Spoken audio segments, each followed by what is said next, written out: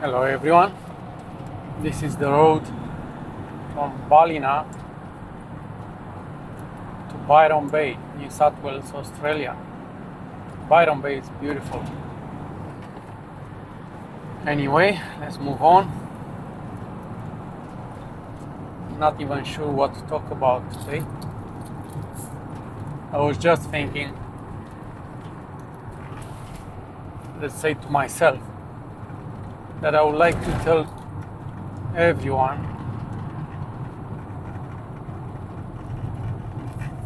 all my knowledge, because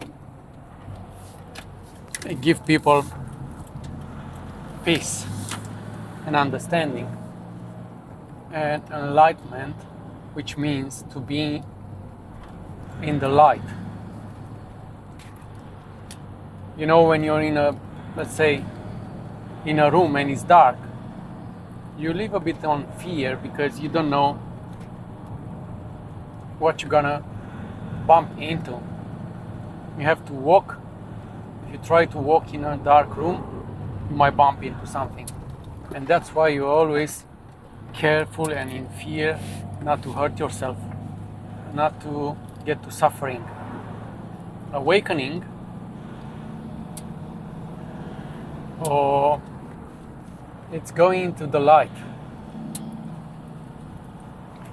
It's like you see everything, and then you have no fear, no worries. You know that everything that comes to you is okay. Even, you know, suffering comes for three reasons, and none of them is bad. One comes from action-reaction, sort of karma. That karma can be instant. Let's say you eat something, you get bloated, you get in pain. And can be karma from things that you do in this life or you've done in previous life, and you have to pay. There's no way you don't pay your mistakes, your sins. You pay for your sins. So, and then there's that pain that comes from other people's mistakes. For example, you get born with a disease. If it's from your karma, you pay your debts. But you can carry some disease from, let's say, your DNA, transmitted by your parents. Even if you didn't have any sins, or somebody does harm you physically or psychologically, and if you don't have to pay any sins, it's okay. That one is gonna bring you a bit higher. Your energy levels you're gonna be paid back for that with goodness, either in this life or in afterlife. So whatever comes to you, it's not a problem. It's either erasing some of your debts, or it's giving you something more. So see, it's no bad things that bad things happens to you. You just have to stay strong and understand all this, and then it's no more suffering. You see, I'm having this feeling that nobody's listening. Not to me, to all the spiritual teachers. I am not a spiritual teacher. I'm only retelling what other people told. Like, I read books, I draw my own conclusions. So I'm not telling anything new, and they are not my ideas.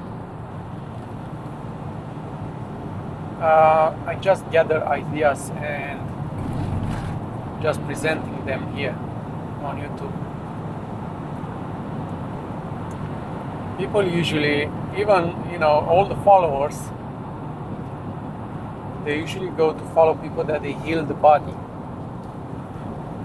Jesus was healing people, so people, they will start following him. And then, because they were following him, they start listening to what he had to say.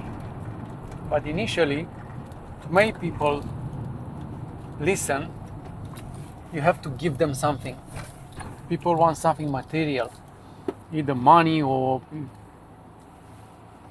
you give them some material things, or you heal them in the physical way.